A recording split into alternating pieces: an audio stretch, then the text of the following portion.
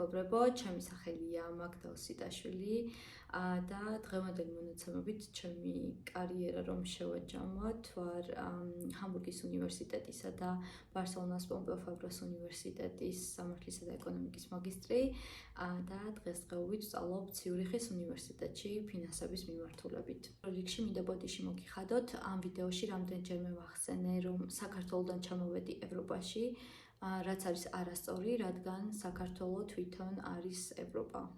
ამ ვიდეოს ვწერ იმ ადამიანებისათვის, ვისთვისაც განათლება არის პრიორიტეტული და ყველაფერს აკეთებენ იმისათვის, რომ წარმატებას მიაღწიონ. ამიტომ ახლა მე მოგიყვებით იმ გავლილი გზისა და იმ უსაზღვრო შრომის შესახებ, რაც გავიარე 5 წლის მანძილზე, სანამ სწავლას დავიწყებდი ჰამბურგის უნივერსიტეტში.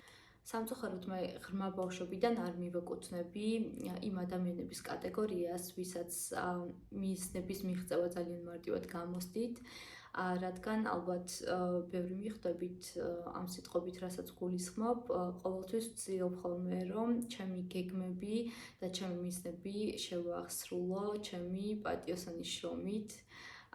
და შესაბამისად ამ მიზნებისაკენ მიმავალ გზაზე ყოველთვის ვარ ხოლმე სამწუხაროდ მარტო და ყველაფერს ვაკეთებ ჩემი დამსახურებული შრომითა და ძალიან ბევრი ჯაფით.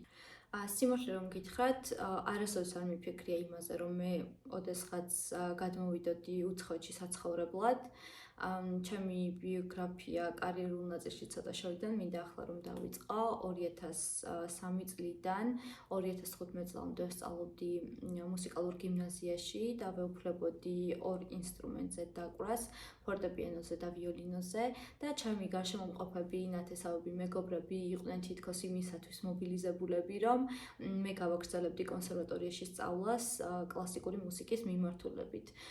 მაგრამ ყველა დამეთანხმებით, რომ საქართველოში ჩვენი მუდმივ რეჟიმში არსებული პოლიტიკური პრობლემების გათვალისწინებით აუცილებელია, რომ თითოეულ მოქალაქეს ჰქონდეს სამართლებრივი ცოდნა, პირველ რიგში იმისათვის, რომ დაიცვან საკუთარი თავები და შემდეგ თავიანთი გარშემომყოფები. ამიტომაც 2015 წელს ჩავაბარე ილიას სახელმწიფო უნივერსიტეტის სამართლის სკოლაში 50%-იანი გრანტით. უნივერსიტეტში ჩემი სწავლის პროცესი და ჩემი აკადემიური ცხოვრება ვფიქრობ, რომ იყო საკმაოდ წარმატებული, იქიდან გამომდინარე, რომ რამდენჯერმე ავიღე სახელმწიფო სტიპენდია და ყოველთვის ყურადღებას ვაქცევდი ჩემს აკადემიურ მოსწრებას, ვაკონტროლებდი თითოეულ ქულას და ალბათ ჩემს პროფესორებსაც ახსოვთ, როგორ ვაწუხებდი მათ და ვთხოვდი მუდმივ რეჟიმში უკავშირს. სიმართლე რომ გითხრათ, ილიონში ჩემ სწავლის პერიოდმა ძალიან დიდი საფუძველი მომცა იმისათვის, რომ ევროპაში თავი დამკვიდრებინა. პირველ რიგში იმის გამო, რომ მე ძალიან ბევრი მაგალითი ავიღე ჩემი პროფესორებისაგან, იმ ადამიანებისაგან, ვისაც უკვე ჰქონდათ მიღებული განათლება ევროკავშირში. ასევე მათ მომცეს მე ძალიან დიდი мотиваცია და ძალიან შემიწყოს ხელი იმისათვის, რომ მე მიაზროვნა თავისუფლად და მქონოდა თავისუფალი არჩევანი. აქედან გამომდინარე, მე ძალიან კმაყოფილი ვარ ამ არჩევანით, სწორედ ილიონში დაიწყო ჩემი კარიერული განვითარება. ბევრი რომ არ გავაგრძელო, დასაწყისშივე უკვე აღვნიშნე, რომ ჩემთვის განათლება არის პრიორიტეტული. შესაბამისად, სამართლის ბაკალავრის დამთავრების შემდეგ მე განზრახული მქონდა, რომ ჩამებარებინა მაგისტრატურაზე და დავრეგისტრირდი ძალიან ბევრ უნივერსიტეტში. ჩემო გარემოცამ უკვე იცის ეს ინფორმაცია, რომ მაშინ მეგონა, რომ ჩემს ცხოვრებაში მოხდა რაღაც კატასტროფა, რადგან დამემართა ვირუსი, საშინელი ვირუსი და მქონდა ძალიან მაღალი სიცხეები. აქედან გამომდინარე, სამწუხაროდ ვერ მოვახერხე სამაგისტრო გამოცდებზე დასწრება. მოვახერხე მხოლოდ ჯავახიშვილის უნივერსიტეტში და იქაც ვიყავი ძალიან ცუდად. შესაბამისად, მთელი სამაგისტრო გამოცდები, ასე რომ ვთქვათ, ჩავაფლავე.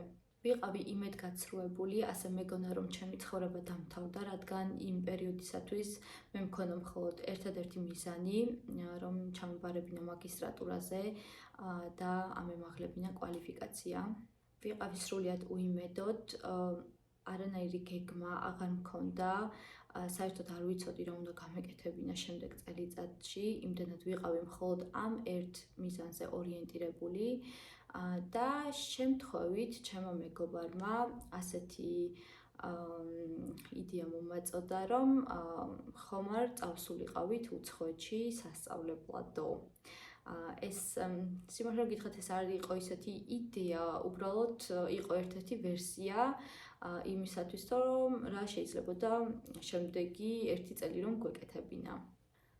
სიმართლე რომ გითხრათ, მე არ მქონდა სხვა არანაირი ალტერნატივა და აი ამ იდეამ რომ მე შეიძლებოდა რომ სულ მინიმუმ დამეტოვებინა ქვეყანა და რაიმე სხვაზე მაინც გადავრთულიყავი სხვა ქვეყანაში, ძალიან დიდი мотиваცია მომცა და დამიბრუნა სიცოცხლის სურვილი. ახლა ჯერ კიდევ ვერ წარმომიდგენია ის, რომ ამ ფაქტიდან უკვე 5 წელი გავიდა და კიდევ უფრო მეტი ისე სწრაფად გაიარა დრომ და ვერასოდეს ვერ წარმოვიდგენდი ნამდვილად, რომ როდესაც მე 21 წლის ასაკში ევროკავშირში ჩამოვედი სულ რაღაც ერთი ჩემოდნით, ჩემი ცხოვრება ასე შეიცვლებოდა, ამდენი რამე მოხდებოდა, ამდენ გამოცდილებას შევიძენდი და ვიქნებოდი პირველ რიგში პიროვნულად შემდგარი და შემდეგ უკვე კარიერულად.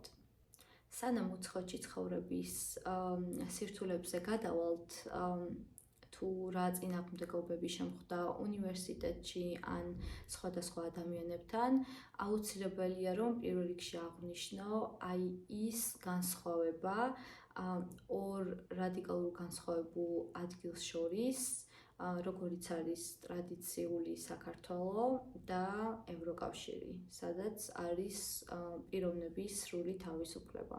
ფაქტს ვუცავ ხაზს იმისთვის, რომ მინდა წარმოიდგინოთ თუ რამხელა ნაბიჯი გადავდგი მე მაშინ, როდესაც ჩემი ოჯახი არის ძალიან ტრადიციული და ძალიან რელიგიური და შესაბამისად 21 წლის მანძილზე მე ვეწეოდი ასე რომ ვთქვათ, განდეგილ ცხოვრებას, არავისთვის არ იქნება ეს სიახლე, რომ ჩემი სრულწლოვნობის მიუხედავად ვიყავი მშობლების მხრიდან მუდმივი კონტროლის ქვეშ და ისინი იყვნენ განსაკუთრებულად საქმის კურსში თუ რას ვაკეთებდი, სად ავდიოდი და შესაბამისად ალბათ სხვა ჩემს თანატოლებს თუნდაც ჯენზის თაობასაც წარმოუდგენია ის, რომ ჩვენ არ გვაქვს იმდენი ფუფუნება. არა, ჩვენ არ გვქონდა ალბათ, ძალიან ბევრი რაღაც შეიცვალა ბოლო პერიოდში და უფრო მეტად წარსულზე ვისაუბრებ, ჩვენ არ გვქონდა იმდენი ფუფუნება, რომ საკუთარი გადაწყვეტილებები ასე სრულიად დამოუკიდებლად მიგვეღო. შესაბამისად, წარმოიდგინეთ ასეთი ტრადიციული ოჯახიდან უცებ მოვხვდი ევროპაში 21 წლის ასაკში და აღმოჩნდი პირისპირ სხვადასხვა გამოწვევების წინაშე. პირველი ქვეყანა, სადაც გადავედი საცხოვრებლად, ეს იყო ავსტრია, ქალაქ ვენაში და სამწუხაროდ არ დამთავრდა ეს გამოცდილება ძალიან წარმატებულად. მალე დაიბეჭდება ჩემი წიგნი, ჩემი ავტობიოგრაფია, ასე უფრო სწორი იქნება რომ ვთქვათ, სადაც განხილული მაქვს თითოეული ისტორია თუ რა გადამხდენია ცხოვრებაში. ჩემს წიგნში, ჩემს ავსტრიულ გამოცდილებას მთლიანი თავი მივუძღვენი, რომელსაც ერქმევა ვენის ტრაგიკული ოპერა ბალი. იქიდან გამომდინარე, რომ ჯერ არ გამიმართლა მეგობრებში, არ გამიმართლა ჩემს დამსაქმებელში და სამწუხაროდ დაემთხვა ამ ყველაფერს პანდემიაც. გამომდინარე, საქართველოს დატოვებიდან 6 თვეში მე მომიწია ისევ საქართველოში დაბრუნება. შესაბამისად დავუკარგე ძალიან დიდი დრო და ძალიან დიდი ფინანსები. ძალიან ბევრი რამე გავაკეთე იმისათვის, რომ რაღაცნაირად მომეგვარებინა ჩემი პრობლემები, მაგრამ სამწუხაროდ ჩემი მშობლების დახმარების გარეშე ვერაფერს ვერ გავხდი და მახსოვს ბოლოს იმდენად იყო გართულებული ქვეყნებს შორის მიმოსვლაც, რომ ვერანაირი ბილეთი ვერ ვიშოვე. უკვე ვადა გასდიოდა ჩემს ვიზასაც და ჯიბეში მქონდა სულ რაღაც 200 евро, რომელიც არაფრით არ ყოფნიდა იმ თითოეულა ბილეთს, რომელიც იყო დარჩენილი. ვიყავი სასოწარკვეთილი, აღმოჩნდა რომ სულ უცხო ქვეყანაში დავრჩი მარტო, მეგობრების გარეშეც, ეს ცალკე ისტორია, რომელსაც შემდეგ ვიდეოში აუცილებლად მოგიყვებით. და ასე თითქოს ზეციდან მივიღე დახმარების ხელი. დამირეკა ერთ მშვენიერ დღეს საელჩოდან ადამიანმა და მითხრა რომ იყო ასეთი ქართველი ქალბატონი თიკა სვანაძე ვანკო, რომელმაც თავის თავზე აიღო ჩემი ბილეთის დაფინანსება. და მისი დამსახურებით 24 საათში მე უკვე ვიყავი საქართველოში. საქართველოში დაბრუნების შემდეგ თქვენს გახსოვთ ალბათ 2 კვირით გამომკეტეს ერთ-ერთ სასტუმროში. თუ სწორად მახსოვს, ეს იყო სასტუმრო Holiday Inn-ი. ოთახიდან არ შემეძლო გამოსვლა და საკვებს მიტოვებდნენ ხოლმე კართან, ეგრეთ წოდებული კარანტინის პერიოდი რომ გამევლო. ეს 2 კვირა ძალიან დამეხმარა, ბევრი დრო მქონდა, ბევრი თემის გადასაფასებლად, ძალიან ბევრ რაღაცაზე დასაფიქრებლად და კარანტინის დატოვების შემდეგ დაიწყო ჩემი, ასე რომ ვთქვათ, დეპრესია. თავი მეგონა ძალიან დაჩაგრული, მეგონა რომ არაფერს არ ვიმსახურებდი, ხანდახან ჩემ თავსაც ვადანაშაულებდი იმისათვის, რომ მე საკმარისად არ გავისარჯე იმისთვის, რომ ავსტრიაში დავრჩენილიყავი. მეორე მხრივ ნერვიულობდი ძალიან ჩემს ოჯახზე და ისევ ვადანაშაულებდი ჩემ თავს, რომ მათ ამდენი ფინანსები დავაკარგინე. მაგრამ ამ სიტუაციიდანაც როგორღაც გამოვწვერი და ერთ დღესაც ჩემო მშობლებმა შეატყვეს, რომ მე ძალიან განვიცდიდი ისევ საქართველოში ყოფნას, უკვე აღარ მქონდა აღარანაირი მიზანი და შეაგროვეს ბოლო კაპიკები მართლა, რაც ოჯახში გაგვაჩნდა და მომცეს ეს თანხა იმისთვის, რომ მე გამგზავრებულიყავი ახლა უკვე გერმანიაში და მომეგვარებინა ჩემი ვიზის პრობლემები. მართლაც გავემგზავრე ქალაქ მიუნხენში, ერთ-ერთ გერმანულ ოჯახში. ეს ახალგაზრდა შუახნის ცოლი და ქმარი იყვნენ პროდიუსერები და მე მათი შვილებისათვის უნდა მესწავლებინა ფორტეპიანოზე დაკვრა და დავხმარებოდი გაკვეთილების მომზადებაში. ასევე მათ ყავდათ უსაყვარლესი ძაღლი ლილი და ჩემს ერთ-ერთ მოვალეობად იყო ის, რომ ლილი უნდა გამესეირნებინა ყოველ დილით. წელიწადმა მოახდინა ჩემში ისეთი გარდატეხა, რომ თითქოს ჩემი ის 21 წელიწადი, რაც საქართველოში მქონდა ნაცხოვრები, სრულიად შეიცვალა და სრულიად შემეცვალა აზროვნება, ჩემი მანერები. ღმერთო, სიმართლე რომ გითხრათ, ცოტა ემოციური ვარ ამ ვიდეოს ჩაწერის დროს და ძალიან ნერვიულობ, ხელებიც კი დამისოლდა, მაგრამ ვეცდები რომელნაირად გავაგრძელო და მოგიყვეთ ჩემი ისტორია. გერმანიაში ჩემს მიერ გატარებული 1 წლის შემდეგ ამ ქვეყნით ძალიან მოვიხიბლე და განვიზრახე ის, რომ დავრჩენილიყავი. ამის გამო გადავქეკე ინტერნეტი და მოვიძიე ყველანაირი საშუალება თუ რის საფუძველზე შემეძლო გერმანიაში დარჩენა. მაშინ სამწუხაროდ გერმანული კარგად არ ვიცოდი, შესაბამისად ყველაზე ოპტიმალური ვარიანტი იყო ის, რომ გამეკეთებინა სახელმწიფო სოციალის პროგრამა. მოგეხსენებათ, ცხოვრობდი მიუნხენში, ბაიერნის მიწაზე და შემთხვევით ვიპოვე სოციალის პროგრამა, რომელიც აფინანსებდა ასევე საცხოვრებელს. და ეს სოციალის პროგრამა უნდა ყოფილიყო ქალაქ ბრემენში, ჩრდილოეთ გერმანიაში. გერმანიაში ჩემი პირველი წლის გატარების დროს შევიძინე ყველაფერი, რაც საქართველოში არ მქონდა და რაც მინდოდა მქონოდა.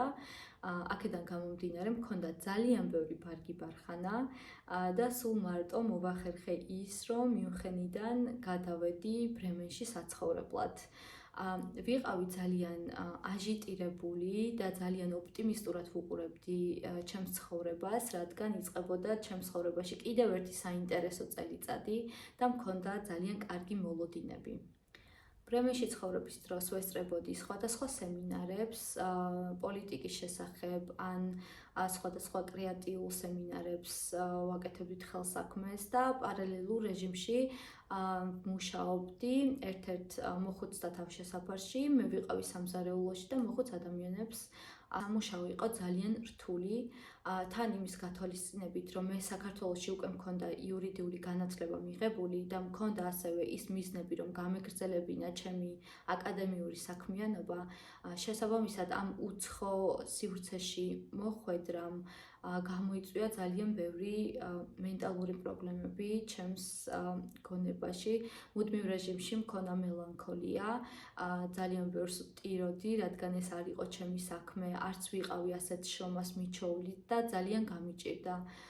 იმის მიუხედავად, რომ ყველა საქმეს, რასაც დამავალებდნენ, ვეკიდებოდი პასუხისმგებლობით, ბრემენში გავიცანი ძალიან ბევრი ადამიანი, მათ შორის ქართველები. არ ვიცი ასეთი უიღბლო რატომ აღმოჩნდი, დავრჩი ძალიან იმედგაცრუებული ამ ადამიანებისადმი, რადგან დამინახეს, რომ მე ვიყავი ასეთ მენტალურ გაჭირებაში და სამწუხაროდ ბევრმა ქართულმა ადამიანმა იმის მიუხედავად, რომ ჩემთვის ხელი შეეწყოთ და დამხმარებოდნენ, თუნდაც ერთი სიტყვით, რომ ვინმეს ვენ უგეშებინე, პირიქით ყველამ უარესად დამსტრესა და მაქსიმალურად ცდილობდნენ, რომ ჩემთვის გული ეტკინათ. პარალელურ რეჟიმში ვეძებდი სამაგისტრო პროგრამებს ინტერნეტში და ვიძიებდი სხვადასხვა ინფორმაციებს თუ როგორ შემეძლო უნივერსიტეტში ჩაბარება და ეს ერთი წელიწადი ამდენი სტრესის მიუხედავად ძალიან კარგად გამოვიყენე. ავიღე ინგლისური სერტიფიკატი, მოვამზადე სამოტივაციო წერილები, დავწერე CV თუ აქამდე რა მქონდა გაკეთებული და შევიტანე განაცხადი სხვადასხვა სამაგისტრო პროგრამები. პირველი არჩევანი იყო ჰამბურგის უნივერსიტეტის სამართლისა და ეკონომიკის პროგრამა, ინგლისურენოვანი, სადაც იყო ძალიან დიდი კონკურენცია და მე მახსოვს, რომ ყოველ შაბათ კვირას ბრემენიდან მივიდიოდი ხოლმე ჰამბურგში მხოლოდ იმისათვის, რომ უნივერსიტეტის შენობისთვის შემეხედა და მენახა თუ როგორი იყო და წარმოვიდგენდი ხოლმე, აი როგორი იქნება ახლა მე რომ ვიყო ჰამბურგის უნივერსიტეტის სტუდენტი. იმდენად იყო ეს ჩემი ოცნება, რომ მახსოვს პატარა ფურცლებზე დავწერე, რომ მაგდა ოსიტაშვილი, ჰამბურგის უნივერსიტეტის სამართლისა და ეკონომიკის მაგისტრი. და ეს აფირმაციასავით მქონდა კედელზე გაკრული და ამას ვუყურებდი ხოლმე ყოველ დღე. ჩემი მეორე არჩევანი იყო ჰუმბოლდტის უნივერსიტეტის სამართლის ფაკულტეტი, თუ სწორად მახსოვს ეს იყო დავის გადაწყვეტა, ასევე საერთაშორისო პროგრამა. და ჩემი მესამე არჩევანი იყო მიუნხენში ლუდვიგ მაქსიმილიანის უნივერსიტეტში, ასევე სამართლის. მახსოვს, რომ ინტერნეტი გამოვიყენე მაქსიმალურად, ვუყურებდი YouTube-ზე სხვადასხვა ვიდეოებს, თუ როგორ უნდა დამეწერა სამოტივაციო წერილები, როგორ უნდა შემედგინა CV ეფექტურად, ვემზადებოდი გასაუბრებისათვის, იმ შემთხვევაში თუ გასაუბრება მექნებოდა რომელიმე ფაკულტეტისთვის შესარჩევ ტურში და ასე შემდეგ. ვენებდი ღამეებს და ვწერდი სამოტივაციო წერილების სხვადასხვა ვერსიებს. შემდეგ ამ ვერსიებს ერთმანეთთან ვაჯერებდი და ვცდილობდი გამომეყვანა ერთი და უნიკალური ვერსია. და ჩემი ასეთი მრავალმხრივი და ძალიან რთული შრომის შემდეგ მოხდა ისე, რომ მე შემოთავაზება მივიღე სამივე უნივერსიტეტისაგან, მაგრამ რა თქმა უნდა, არჩევანი გავაკეთე ჰამბურგის უნივერსიტეტის სამართლისა და ეკონომიკის პროგრამაზე. საბედნიეროდ უნივერსიტეტისაგან შემოთავაზების მიღების დროს მე ჩამომშორდა ის ყველა ქართველი ადამიანი, ვინც ბრემენში გავიცანი. საბედნიეროდ იმიტომ ვამბობ, რომ მათ ბევრი ტკივილი მომაყენეს და სამწუხაროდ ბოდიშიც არ მოუხდი არავისთვის. ბრემენში გატარებული ჩემი ბოლო თვეები იყო ძალიან რთული. იქიდან გამომდინარე, რომ მე რამდენიმე თვით ადრე მივიღე ჰამბურგის უნივერსიტეტისაგან შემოთავაზება. ვეღარ ვითმენდი, როდის ადგებოდა სექტემბერი და როდის გადავიდოდი მე ჰამბურგში საცხოვრებლად. და კიდევ იმიტომ, რომ იმ პერიოდში ჩრდილოეთ გერმანიაში ჯერ კიდევ იყო პანდემიის ეპოქა და ამ მოხუცთა თავშესაფარში სამწუხაროდ აღარ იყო საკმარისი მუშახელი, ვინც იმუშავებდა და დაეხმარებოდა მოხუცებს. და ბოლო რამდენიმე თვე მე მომიწია ჯარისკაცებთან, სამხედროებთან ერთად სექტემბრამდე დარჩენილი დრო მთელ საუკუნედ მომეჩვენა, მაგრამ ამ პერიოდში ვიყავი ძალიან ბედნიერი, რომ მივაღწია ჩემს მიზანს და ერთი სული მქონდა, როდის შევაბიჯებდი უნივერსიტეტის კედლებში. ახლა რომ ვუფიქრდები, სულ მაინტერესებს ხოლმე, როგორია იმ ადამიანების შეგრძნება, ვისაც სურდა უცხოეთში სწავლა, ან კვალიფიკაციის ამაღლება, ან საერთოდ არ სურდა სწავლა და უბრალოდ გადავიდა სხვა ქვეყანაში საცხოვრებლად. ისინი რას გრძნობენ, მათ რა გზა გაიარეს. ხანდახან სოციალურ ქსელში ვკითხულობ ხოლმე კომენტარებს, ერთმანეთს უწერენ ხოლმე შენ უცხოეთში ხარ და რა გიჭირს. შენ მანდ ევროები გექნება, მაგრამ ხომ არავინ არ იცის, რომ ჩვენი იმ ბრჭყვიალა ინსტაგრამისა და ფეისბუქის ფოტოების მიღმა თუ რამხელა შრომა, რამხელა ენერგია და რამხელა ნერვიულობა იმალება. ჰამბურგის უნივერსიტეტში სწავლის შესახებ უკვე შემდეგ ვიდეოში მოგიყვებით, მაგრამ ამ ეპიზოდამდე ალბათ უფრო უკეთესი იქნება, რომ დავფიქრდეთ ყველანი, რამდენად მარტივი იქნება ჩვენი ცხოვრება, ჩვენი ყველას ცხოვრება იმ შემთხვევაში, თუ ერთმანეთს გავუწვდით დახმარების ხელს და თუ დახმარება არ შეგვიძლია, მაშინ ხელს მაინც არ შევუშლით ადამიანებს იმისათვის, რომ მათ მიაღწიონ საკუთარ მიზნებსა და ოცნებებს. ნამდვილად ჩვენს სამშობლოშიც და განსაკუთრებით სხვა ქვეყანაში, როდესაც ქართველები ერთმანეთს ხვდებით, ხანდახან სულ რაღაც ერთი სიტყვაც კი მნიშვნელოვანია იმისათვის, რომ ადამიანმა თავი უკეთესად იგრძნოს. ამიტომ ერთმანეთისადმი ემოციების გამოხატვა არის უფასო და ყველაზე მარტივი ვარიანტი იმისათვის, რომ ვაკეთოთ სიკეთე და ერთმანეთს დავუდგეთ გვერდში. აბა, მომავალ ვიდეომდე.